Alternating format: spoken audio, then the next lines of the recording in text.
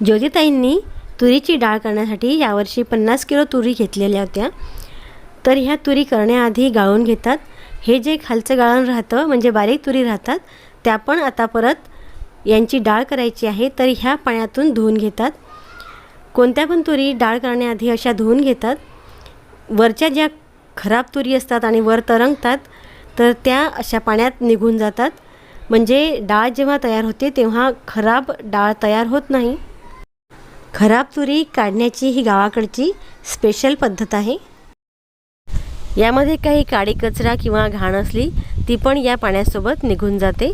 मातीचे खडे असतील तर ते पण विरघळतात। बांबूची टोपली गोल गोल फिरवत वर तरंगणाऱ्या तुरी हाताने पाण्यात काढून टाकतात आणि अशा गोल गोल फिरवल्या म्हणजे जे हलक्या असतात त्या सहज वर तरंगतात आणि त्या अशा निघून जातात।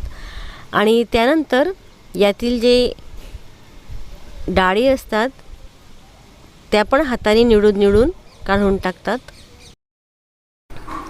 ह्या तुरी पहिल्या दिवशी अशा साफ करून धुतात, दुसऱ्या दिवशी पण पाण्याने धुतात कारण ह्या मग त्या चिकट होत नाहीत। तिसऱ्या दिवशी धुवून परत मग चौथ्या दिवशी कडक वाळत घालतात आणि नंतर याची डाळ करतात।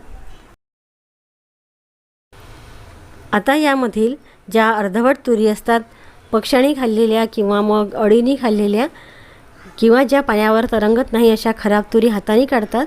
अर्धवट डाळ असते ती पण काढून टाकतात कारण तिचा नंतर चुरा होतो। उन्हाळ्यामध्ये स्त्रियांना भरपूर कामं असतात।